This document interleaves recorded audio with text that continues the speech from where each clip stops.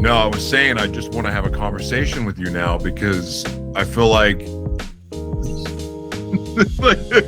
we got halfway into it and we're starting over, but now it's just like, huh.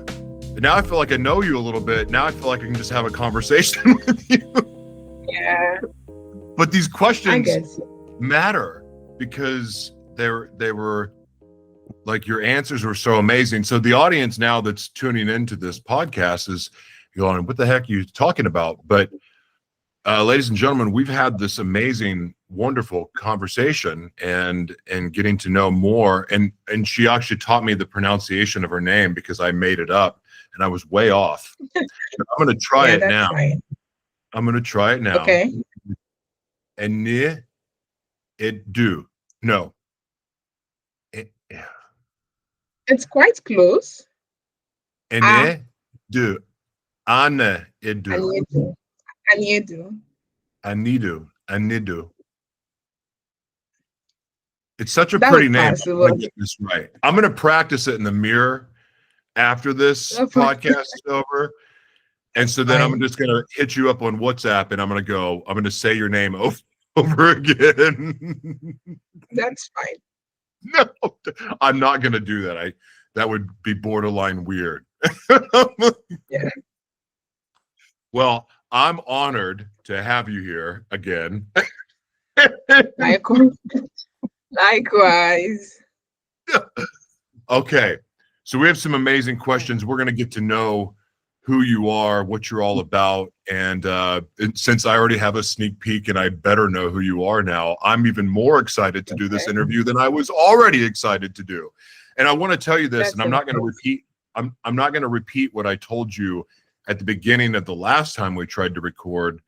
But from day one, the very first meeting that we were all in Holt Prize with the rest of the board of governance, there was a few people that just stood out to me as world changers and people that I could feel something different in them.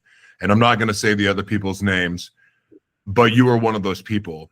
And so I was really, really, really looking forward to this interview. So I'm glad that we're finally getting the opportunity, because I believe the impact that you have obviously is you're a very important figure in Nigeria and the work you're doing there, but really you are a true world changer. And I think the impact that you're going to have, not just on your fellow Nigerians and Africans, but also people all over the world. You have a very powerful message, and you're an exceptional leader. And I'm truly, truly honored to have you here today. Thank you, Joshua. All right, well, let's get into these questions. So you began your journey as a registered nurse, a profession rooted in direct individual care. How does that frontline experience of caring for one person at a time shape your approach to leading large-scale social impact initiatives? All right, so one of the things that nursing did for me was teaching me the power of proximity. And that is, true change can only begin when you see people as stories, not just statistics. Because as a social impact leader and as a nurse, it is very easy for people to see people as statistics, data, just to fill up their books or update their records. But it is quite different from that. And caring for one person at a time gives the understanding of the human condition that no policy documentation could ever do. So it is beyond a news station covering an event or what has happened in a particular location. And also it has taught me that systems fail people long before the diseases also do, right? And healing must extend beyond the hospital, the four walls of the hospital or clinics. Healing must extend into our systems, because from the systems, from the community, and then opportunities, that's where people begin to rise and make great up from there. Very good. Can you share a story from your time in nursing that became a catalyst, a moment that solidified your resolve to address the root causes of the health and educational disparities you were seeing? All right. So there was once, this wasn't particularly in the hospital, but I got in contact with a young girl, and she had complications from an unsafe procedure. And it wasn't just because she was reckless. There was also the case of misinformation, and then lack of support from family. And that was a moment that I would say shaped my perspective of things, right? Because it was not just treating the symptoms now, it was me trying to confront the silence. And that was when I decided that, oh, I'm going to strategize, not just administering care as a nurse, but to heal the systems and then also heal the female body. Yes. There's a couple of things in your answers that have stuck out to me, and because I kind of know that you're passionate about this, but it's easy to say that. It's easy when you read someone's bio and they talk about their passion for storytelling. It's easy just to say that. However, in your answers, you actually see the true power of storytelling. It's not a surface level thing. Can you talk about, and this is not, I don't even think this is on the questions that I have planned, but can you talk about why storytelling is so important to you? Like, because it's beyond surface level, like, oh, storytelling's an opportunity and yay, I can earn money doing it. No, there's a deeper reason why that I believe in too. And it's clear you do too. Can you share that, please? All right. So apart from being a nurse and then a social impact leader, I'm also a content writer and a content manager. So I write for brands. And for storytelling, I think being at the forefront of a pandemic or a crisis opens up your heart to so much that you would want to convey across to your audience, right? And it is beyond writing the words. It's more of conveying emotions. That's why storytelling exists, to put you in someone's shoe, to put you in Aisha's shoe, that this girl has been here, this girl has seen this, and we can do better about it. So that's why storytelling should take the forefront of advocacy, even, because storytelling is the I would say it's the transmitter of information. And I believe that with storytelling, everyone has the opportunity to experience what people go through. Yes. So, in one of the things that you just said, you talked about during health crisis, the media, which is a storyteller, yes, has been used to, the media can be used to create feelings, obviously, but it can also be used to sway the public opinion, to get people to believe something. And the problem with that is the power right now that of the media lies in the hands of a few people.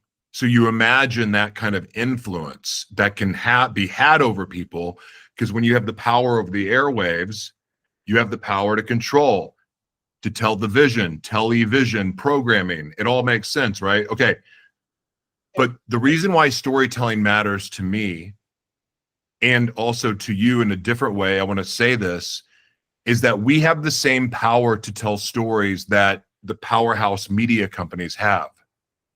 And when we see something that doesn't feel right, we see news being reported about our own community by other news outlets that may not be true, we have a responsibility, because we have the power of media in our hands now, to report, to share stories. And the cool thing about storytelling is that it can be authentic, truthful storytelling has more power than made up, created stories.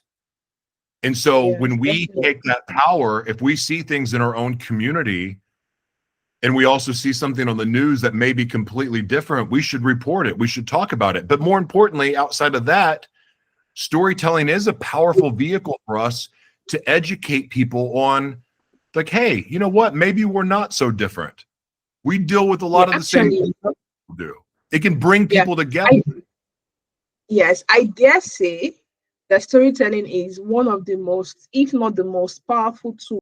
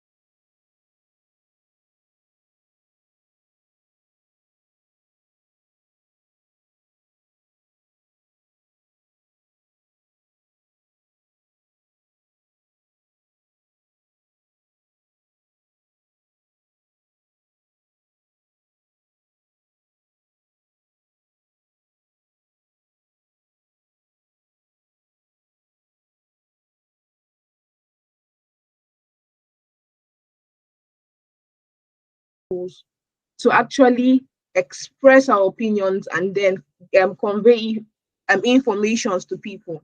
Yeah. So I It's do the agree with closest thing that. that we can. It's also the closest thing to truth that we can share as our own personal stories, because most of the Yes. other opinions that we share are the opinions that we've learned from other people. Storytelling can actually, I mean, think about all the opinions that we hear all day long. They're just opinions. Yes. Like eventually that becomes people's truth, but then how do you really know it's true? But if we and think about all the opinions that start fights. With Yeah. storytelling, you get captivated by the story. So it's almost like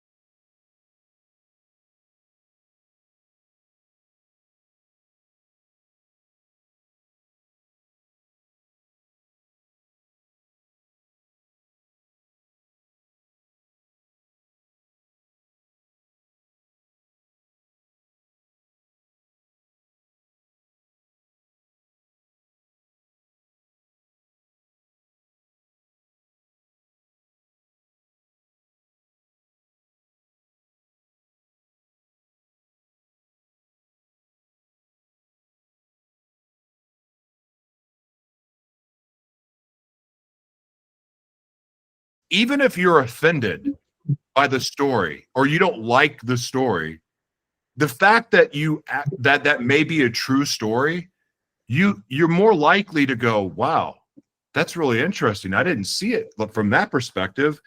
And there can be a sense of understanding and maybe forgiveness and maybe healing can begin. Anyway, I'm going to go off on a tangent, but I've heard you talk about storytelling without actually saying it a few times, so I wanted to throw that out there. Thank you for your answer. Fine. Okay. Yeah, thanks, Joshua. Mm-hmm. The name of your nonprofit is the Wellwoman Initiative. Going beyond clinical definitions, what does a well woman truly mean to you?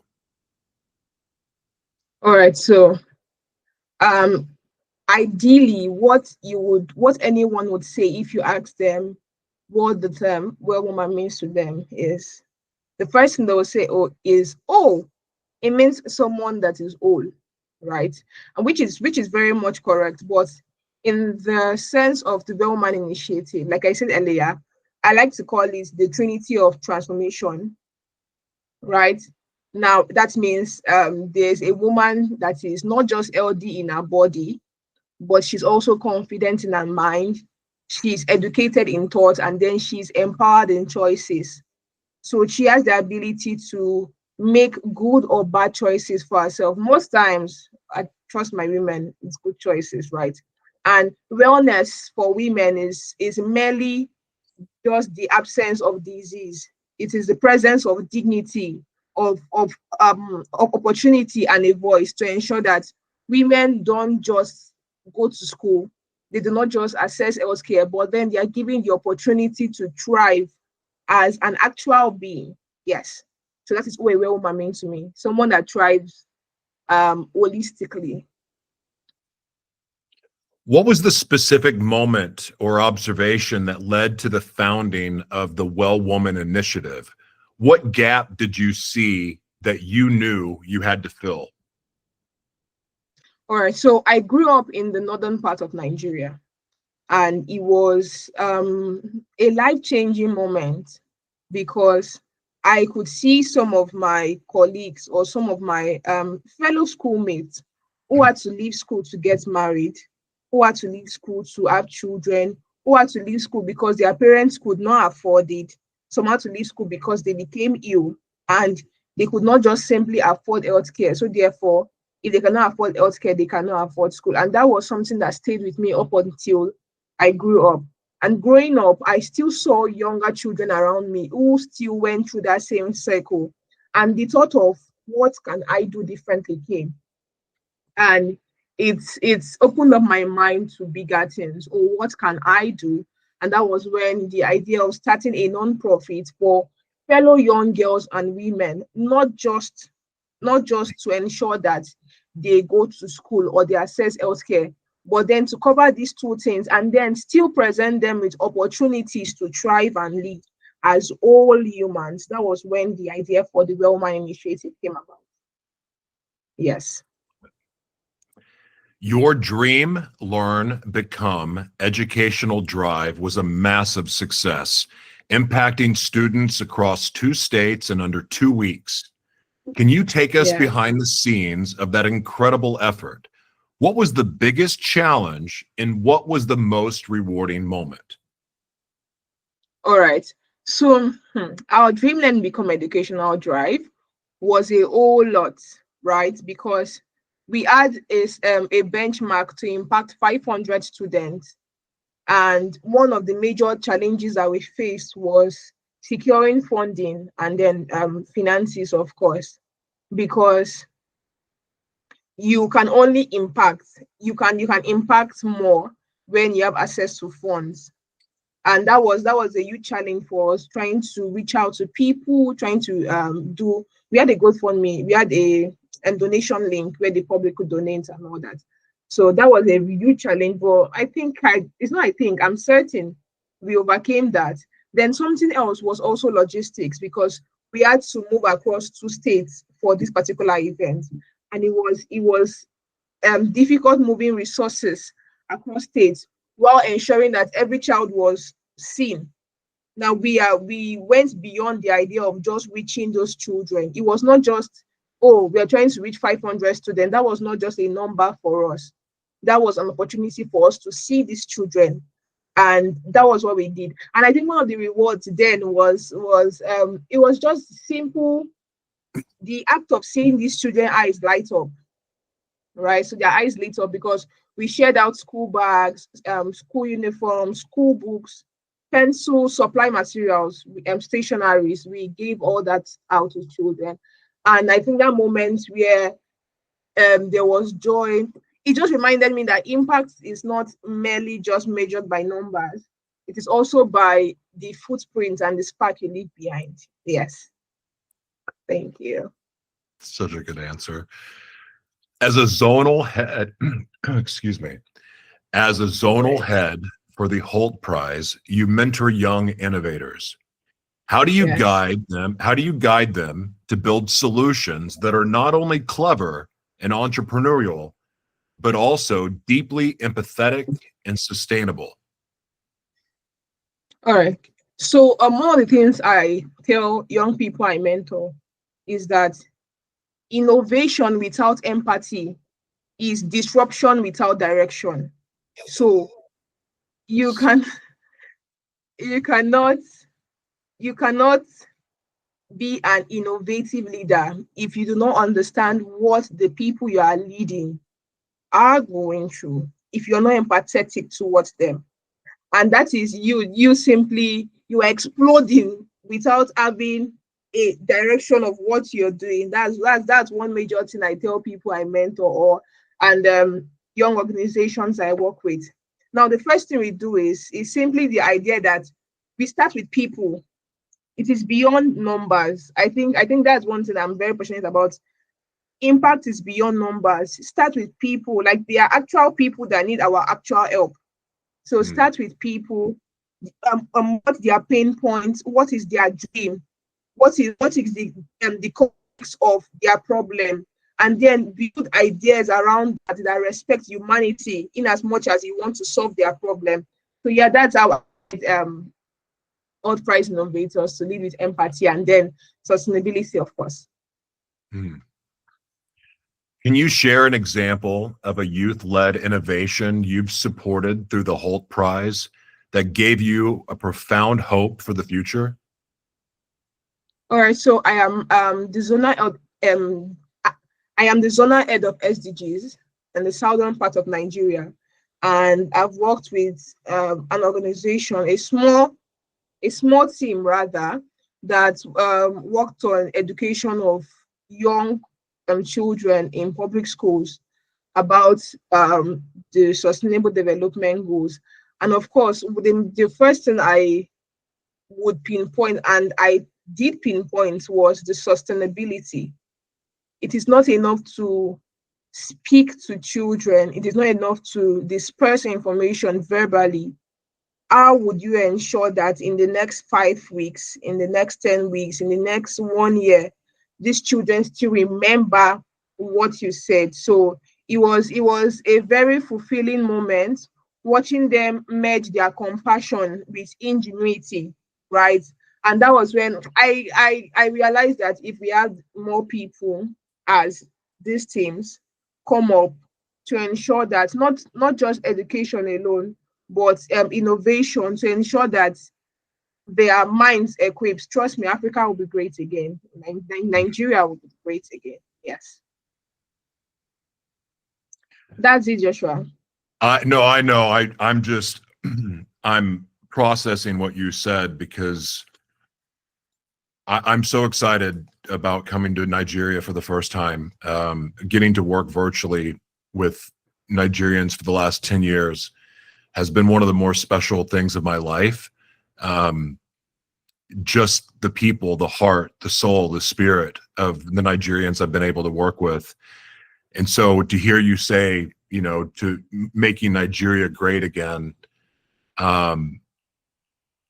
it's hard not for that moves me, because one of the things that I have appreciated most about the Nigerians I've worked with is the fact that they're the best stewards, like good stewards of what they're blessed with. In other words, instead of pointing at what they don't have, they focus on what they do have and they make the best of it. And I've seen that over and over and over again with all of the different meetings I've been in, the training, courses, everything. And I'm blown away by it. And so I was a little bit moved when you said that, even though I'm not Nigerian, although I think I have like 1% Nigerian in me, but I don't know for sure. But I don't know, but it still is moving to me because I know to some degree how bad Nigerians want it. And when the infrastructure that is necessary gets to Nigeria, watch out. Watch out. Yes. So I'm excited. And it's also because of leaders like yourself is why Nigeria is going to be, it already is a special place, but it's going to be, I think it's going to be, it's going to have a huge impact on the rest of the world moving forward, I believe. So, all right. So you are a fierce advocate for ending child marriage in Africa. For our global audience who may not grasp the full scope of this issue, can you explain why this cause is so critical to unlocking a continent's potential? All right, so concerning child marriage, it's one of the discussions I hold dear to my heart because I've seen it happen and I would not want to see that happen over and over again. Now, for concerning child marriage is not just a cultural issue. Now, it is an economic, health, and human rights crisis. It is, I dare say, a pandemic, right? And every girl that is forced into marriage means that there is a dream that has been deferred. That means our economy is weakened, and it means that we have compromised our future. Because when we protect a girl's right to choose education over early marriage, we are not just saving her, but we are saving generations to come, right? And according to the United Nations, is it the United Nations? There was a report I read once online, and it was concerning a statistics of, for young girls that the more they stay in school, the more likely it is for an economy to thrive again. So I think concerning child marriage, the more this issue persists, the more our economy weakens. Yes. You are passionate about that. Your whole energy changes talking about. Yeah. I've seen different examples of it with other cultures, and I can't speak about it firsthand, but I just cannot wrap my head around it. But you said something that I'm seeing happening here in America, even though child marriage is not really a common thing, but a lot of women gave up on their dreams to get married, or for maybe they got pregnant early or whatever it may be, or they just got married and they were taught that they needed to do what their husband wanted them to do, be a housewife, put your dreams on hold. And now there's a shift going, hey, screw that noise. Like, I'm not waiting on my dream for anyone anymore. And that's happening here in America with women, but hearing you talk about it really starting at with the child bride factor having such an impact in that as well. It's really eye-opening, because that means it's a lot of dead dreams. Like the people that are adults that get married, they're making a choice. They had a choice to have sex, and they had a baby. So that was their choice. So it's a little bit different. Yeah. It actually, it's not a little bit different. It's a lot different. However, it goes back to this thing that I firmly believe with all my heart. It's every single one of us, regardless if we're male or female, we're created for a purpose. We had a dream and a vision placed in our heart. That was God showing us what is possible for our life. And yet so many people, male or female, give up on that dream. They say, well, I'm not worthy of that, or whatever their excuse is. So I want to talk about this because you brought it up. How important is it to you for people to have the opportunity to pursue their dreams? Yes. I can hear you, Joshua. Okay. Okay. How important is it to you for people to have the opportunity to live and pursue their dreams? How, like, in other words, that dream that's placed in our heart, because God shows all of us, I believe, when we're young, what we're created to do. Yes. How important is that to have a fair opportunity to pursue that? All right. So for concerning our dreams, I would say it is not just dreams alone. You're speaking about purpose. Mm, Now, for purpose, it is really important because the future of the next generation lies on what we do now. And for every young child or for every young individual that deters from what they are supposed to do, there are people that are going to suffer for it. mm. All right. Whether that is a short-term consequence or a long-term consequence, we have people that are going to suffer for it. So I think everyone should lock in, quote and unquote, lock in. So that's a slang in Nigeria. They say lock in when you want to be hyper focused. Yeah, so I think everyone should lock in and see that to the best of their ability, they pursue their purpose, because they have people that are depending on them to be better. They have people depending on them, just like how I have people that are depending on me to be liberated. That's the same way people have. So I think everyone should lock in on their purpose and their dreams to ensure that the next 5 years, 10 years, people that emerge also see the light. Because I like to liken us as the light carriers. And as a Mm. light carrier, you shine the light on the path for people to see and follow. That's the exact same thing with those that pursue their purpose. I love, oh my gosh, that was good.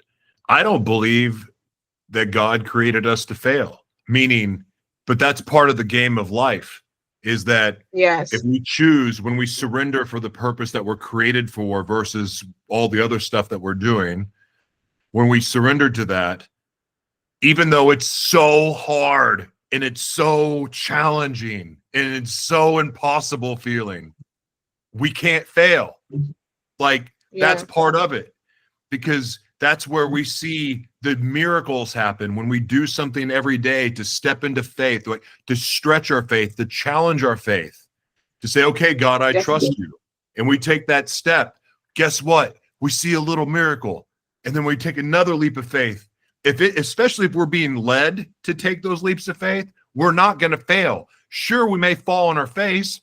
Sure, we may mess things up, but we get up again, because that's what we're Yes. created to do. Do you think God is going to create us to fail? If we choose what God created us to do, we're not going to fail. But if we choose to go against what God created us to do, we're going to fail. And it's going to be awful, and it's going to be miserable, and it's not going to be a lot of fun. Yes. So Yes. Yes. why would you not pursue your dreams is the question. Like, why? Knowing that you can't fail, knowing that you will succeed if you don't give up, why wouldn't you go for your dreams? So I think, okay, so I'm going to say not one common reason people would choose not to pursue their dreams is actually the fear of failure. Yeah. So they are different thoughts. Oh, what if I do it and I fail? What if I do it and it doesn't work out? What if I do it and I don't reach my expected goal? What would my friends say about it? Or what if I do it and I don't have enough resources? All these things are thought. And the thing with thought is that thought will always remain thought, right? It is different thinking about something and bringing something to actualization.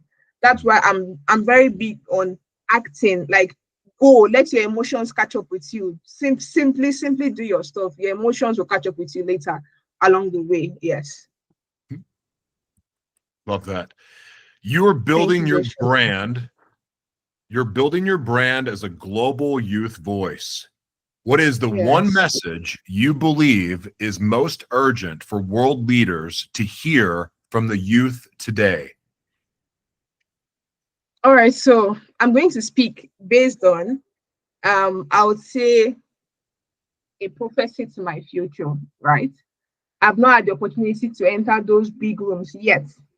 But when I do that, I'm going to watch this video and say, oh yes, I said it. But one of the things I would say to world leaders is listen. Now you are not listening to respond, but you are listening to understand.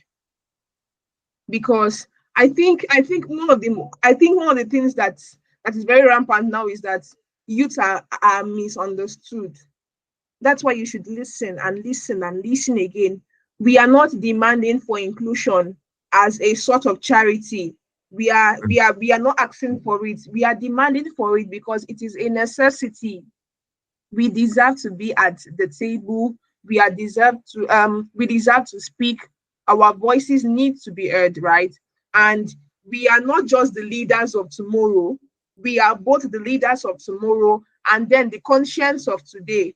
So please listen to us. Listen to us. Listen to us. Your input is definitely needed, but first of all, please listen to understand. Yes. I have a question for you. All right. Because I told somebody the very first day I met you, I predicted what you would end up being when you grew up. Please let me know. So I would like to know, what do you don't happen to have aspirations of being a world leader, do you? I do actually. I do. Okay, so this is for my mom, by the way. I Okay. because I told her, I go, I'm getting to interview someone. She's going to be the president of Nigeria or a world leader. I'm convinced of it. I told very first day we met. So I do I didn't know that actually. about you. I do. I Yeah. would for a possible career path, I'd love to be seated at the United Nations, making decisions making decisions. I mean, holding conversations, not just holding conversations, but also leading conversations for young girls and women and children in Nigeria and Africa as a whole. Yes, that's an aspiration. Oh, well, I'm going to make an introduction for you later today. Because Thank you. we share this in common. That's Yes. because if you're going to make changes on behalf of the people that need it most, you need a seat at that table. Like you can't, Yes. it's the most important table for us to sit at, really. So Yes. I makes me so happy that you said yes, because I believed it with all my heart that this is what you were going to do. All right. Thank you, Joshua. This is not about me. This is about you. Okay. As a global youth ambassador with Their World, what does that platform enable you to do, and how does it amplify the voices of the communities you represent? Okay, so working as a global youth ambassador for the award has been super amazing. And so far, one of the things that we are big on is early childhood education. And Mm. it has given me the opportunity to bridge local realities with global conversations because I would say I'm standing in the midst of the local and the global. So it has given me the opportunity to provide a bridge to link both of them together. And it has allowed me to experience, listen, and also tell stories from the rural classrooms to bigger rooms where decisions are made. And lastly, it gives a reminder that statistics are human beings. Mhm. Statistics are human stories without wearing the numbers. So for every 5 persons that are injured, for every 5% that is written on a book, it means there is actually human beings behind the numbers. So it has opened up my mind and it has amplified my voices concerning that.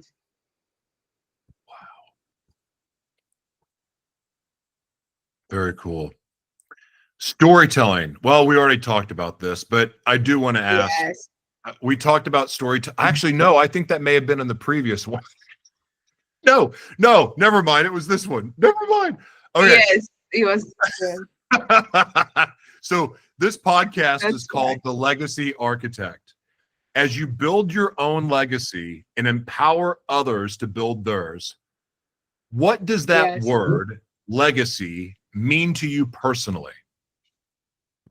All right. So, growing up, when we usually hear the word legacy, it sounded as though it was a grand word or something big. I mean, like, oh, it's a really big word.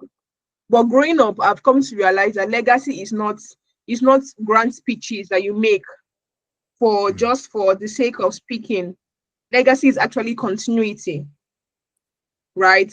So it means that I have love for God and love for people. And my love for God would always reflect in how I relate and treat people, the footprint I leave behind. It means when my work, it means that my work should outlive my presence. And then my value should become a culture that everyone will strive to continue. So that's what it personally means to me. so good. When you Thank you, envision the Joshua. long when you envision the long-term future of the Wellwoman Initiative, what's the Yes. ultimate change you hope to have cemented in Nigeria and beyond? All right. So if we met professionally on a first term basis, and you ask me what the Wellwoman Initiative is about, the first line I always tell everyone is the Wellwoman Initiative is a transgenerational non-profit organization. Key emphasis on transgenerational. Now, I want to see a Nigeria where across this generation, while the Wellman Initiative thrives, I would also like to see that Nigeria thrives to become a place where access to education, to healthcare, to opportunities is no longer determined by the geography or the gender of a person. Mm, I would love to see that the Wellwoman Initiative actually becomes a national reality for everyone and everybody, irrespective of tribe, culture, gender, geographical region whatsoever. And it is not just an organizational name. So that's what I aspire to see as a long-term change for both Nigeria and the Wellman Initiative. Simply in one word, I would say inclusivity, actual inclusivity. Yes. I love it. Thank you, Joshua. Who is a woman, either in your personal life or a public figure, who has been a major source of inspiration for you? All right. So that question, thank you. I'm really excited to talk about it. Yay. I think this is the first time. I think this is the first time someone is actually giving me the floor to speak about women that has really impacted me. So I'm not going to speak about one because that's going to sound unfair. I'm going to speak about a couple of women. Yes. The first person is my mom. Mm, My mom has been she was the first person that introduced me to the term impact and change. So my mom is the first person that influenced my thought process and my mindset concerning impact and change. Another person I would say is Dr. Mrs. Ngozi Okonjo-Iweala. Yes, growing up, that was I would say my superhero. That was my superhero then, and now, yeah, it's still running. Right? She opened my mind to the world of possibilities. mm, That you can be anything, you can do anything, and just listening to her have conversation, awesome conversations, occupy rooms that you would never think of is really amazing. We also have Miss Efe Johnson. I follow her on social media. You should check her out. She's doing amazingly well. And that was one person that I simply by looking at her and then going through her socials and seeing her digital footprint to some extent, what she put out there answered some questions for me. And the last but not the least is Miss Ada Unduka Oyom. Yes. She also runs a non-profit called She Code Africa. And just like I say with Epe Johnson, just going through what she has done and seeing the impact she has made our non-profits is also something that pushes me to do more, to be more, to strive and just be a better version of myself. Yes. So these are a few women that have impacted me greatly. That's you could have said 10 people the way that you so gracefully expressed your gratitude for them. I love that. I have a few heroes myself like that. So that's really, really cool. What is a book, film, or even a piece of art that has fundamentally influenced your perspective on social justice? On social justice. All right. So not social justice per se, but there's a current book I'm reading, right? And it is changing, and it is still changing my perspective. I have the book here. I don't know if you can see it. Oh no. It's blurring out. Oh, there it is. Nice Girls Don't Get the Corner Office. Yes. So I carry it everywhere. I have my highlighters. Nice Girls Don't Get the Corner Office is one book I'm still reading, and I think in the next 20 years I will still hold on to it. It has shaped my mind, not just for social justice alone. I think for you to be able to influence one aspect, you need to be able to shape your mindset like holistically, and this is mostly career wise and social impact wise, concerning how to relate and how to work your way to the top. Yes. So this is it. I have a book like that myself. Can I mention one more? Yeah, of course you can. I just remember. Yes. So I've also read a book by Chimamanda Ngozi Adichie, and it's called Half of the Yellow Sun. Yeah. So it just showed humanity in a way that policies has not done that for me. So that's also a very good read. Very cool. Have you read Code of the Extraordinary Mind by any chance? Not yet. If that's a recommendation coming from you, I'm definitely checking it out.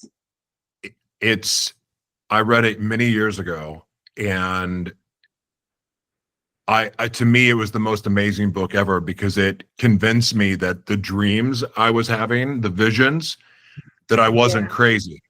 Like that, because I can relate. Yeah, because it can be maddening sometimes. And that helped me go, oh, wait a second, I'm supposed to be different. This is okay. This is this is a good thing. This is not, you need to be put in a mental institution. That book did that for me. However, it really helped break me out of the box and really expanded my thinking. It helped me trust my vision. For me, it's one of those books I could read 15 times and not get enough of it. Like, it's kind of like the Bible. No, it's not like the Bible. It's completely different than the Bible. But it's what I'm like, as far as being a treasured book, something that I go to, that book is amazing. So, highly recommend it. Alrighty. I will check it out. Okay. So this one should be fun for you. If you have the opportunity to collaborate with any organization other than the UN or individual in the world to advance your mission, who would it be and why? You excluded the one, United Nations, but that's fine. No, because you already said the United Nations, and I already know that because that would be my answer too. So you have to come up with something new. Yeah. Another organization I would love to work with is Malala Fund. Yes, Malala Fund. Do you know them? No, would you spell it, please? Malala, Malala Fund. Malala Fund, okay. Yes. I think it is mostly because they understand that sustainable change is built at the intersection of grassroots action and global policy. And they're also very big on education of underserved young girls although I think they are worldwide, yes, but there are sole countries, I think Afghanistan, but I would love to collaborate with them because I've seen that they understand, we share similar visions, and I would love to work with people that really understand my vision and where I'm going to. Very cool. Yes. Very cool. I think I've told you this before, but if I can be of any assistance, kind of in the same way that I help Holt Prize, but with your initiatives, let me know. Because Yeah. I believe in what you're doing. I think what you're doing is important. And if I can help elevate y'all's message, count me in. All right. Thank you. Listen, I've asked you all the questions I'm going to ask you. And I've thoroughly enjoyed getting to ask you these questions. But what I would like to do is give you the opportunity to promote anything you want to promote, and then also have the final word where you can share anything on your heart. You can say something funny, you can sing, you can tap dance if you want. I don't care. But either way, the floor is yours. All right. You get the last word. All right. So there are a few things I would love to promote.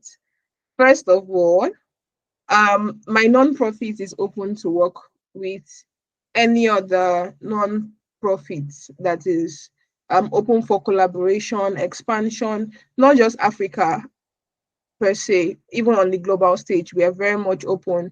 We solely focus on sustainable development goals 3, which is good health and well-being, 4, gender education, quality education, and 5, gender equality. So we're open to collaborations. I'm also, I think I mentioned it in the course of this interview, I'm also a content writer and a content marketer. Yes, I currently work remotely. I'm open to working for other brands as a content writer. If you're looking for the perfect person to use storytelling to amplify your brand vision, to amplify your marketing, I am your go-to person, yes. And lastly, I can share my portfolio if you want. I can share my portfolio with you if you'd love that. And lastly, I would like to speak to everyone that would want to start making a difference but do not know how. The most important thing I always tell people is start from where you are. Use what you have. You do not have to have the grandest of tools to make an impact or make change. Yes, change begins with noticing. So as soon as you notice something, choose not to look away and actually influence and implement change. Yes, that's it. Thank you very much, Joshua. You're a very good host, you know, right? You're very kind. I can't have the last word though. Yes, yes, You're yes. very I, sweet. I, I, I do. But you're very good host. Thank you very much for having me on the Legacy Architect.